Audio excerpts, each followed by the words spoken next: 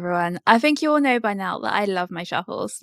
Large volume crafting, disenchanting if I have to, fine, I'll use the auction house if I really need to, but basically, I'm here for anything I can vendor. Given how fast things move in Season of Discovery, I figured I would give you a little run through of the shuffles that I'm going to be looking out for in Phase 2 and why I expect to find them. I'm going to start with the one that everyone is talking about right now, and that is the White Bandit mask, which I don't yet have the pattern for. I mentioned previously, like over a month ago, to keep a lookout, and I've been looking out for it myself almost every day, but I've been super unlucky myself. I hope some of you have had more luck with it than me. So this pattern will give you a BOE to disenchant, and it only costs 1 bolt of Mage Weave.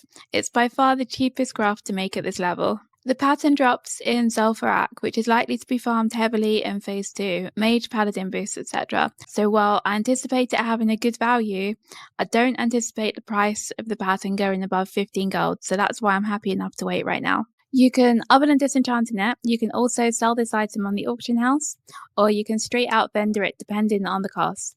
The pattern vendors for 43 silver. So your bleach costs about 25 copper. Your heavy silken thread is 18 silverish. So your vendor break-even point is around 4 silver, 80 copper per Mage Weave cloth, which means any Mage Weave cloth you buy below that is profitable. So I would try to stick at around 3 silver 50 if you can, if you're just vendoring them. But remember, the disenchant value will be higher. It's a brilliant pattern. Next up then is Jungle Stew.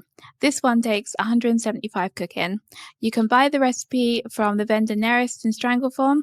It's not limited supply or anything. It takes 1 tiger meat, 1 refreshing spring water, and 1 shiny red apple. You buy the refreshing spring water basically from any innkeeper, and the shiny red apple can come from Ironforge, Darnassus, Thunderbluff, or Orgrimmar. Jungle Stew vendors for 6 silver, so if you buy your tiger meat for under 5 silver, then you're in profit. With so many people leveling through Stranglethorn at once, and then increased activity there thanks to the PvP event, I'd expect a lot of tiger meat being generated and sold at below the vendor price. Now, over the first couple of days or weeks, you're likely to want to focus on your leveling, exploring, raiding, and secrets. So this kind of shuffle is right up your street.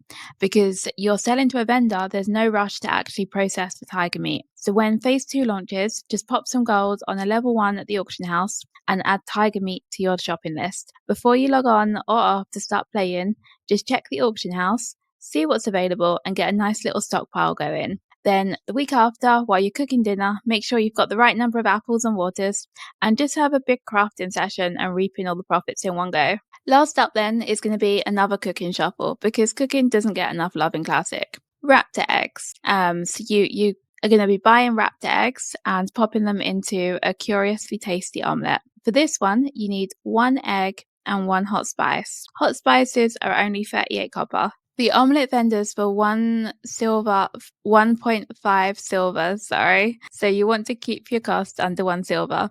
That means your maximum price is 62 copper, though you'll want to be lower than that ideally. Again, this is something you can stock up on and bulk craft at a time where you wouldn't be playing. Maybe you want to watch something or you need to walk the dog. Whatever, just check that you have enough bag space, make sure you have the correct number of spices, and just do a massive craft. After that, you just vendor it and you're taking all your gold back. Raptor eggs are already below 70 copper on my server. Once everyone gets into Arathi, Stranglethorn, and finishes off wetlands, these eggs are going to be everywhere. They have a mild use case for leveling cooking, but most people aren't going to go out of the way to find this recipe. Otherwise, the recipe is the only way to use them. It only gives you 6 stamina and 6 spirit, so it's not a food that's going to be in demand either. With everyone using 1 copper undercuts, the price of these eggs is going to be on the floor in no time. The recipe itself is a quest reward in Wetlands for the Alliance, or you can purchase from Trade Goods Vendor in Stranglethorn Vale. Now, whenever I do shuffles, I get loads of comments about the amount of hassle involved, which is why I've chosen 2 shuffles here that are specifically vendor only.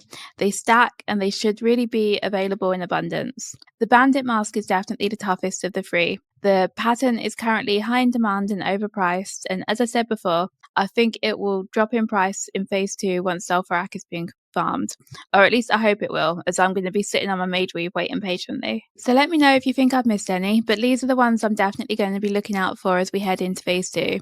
You all know by now I'm a big fan of things I can do to make gold while I'm walking the dog or making tea. As always, please do give me a thumbs up or subscribe if you found this useful. I am so grateful for all the support so far. It's been really encouraging, so thank you very much. Bye!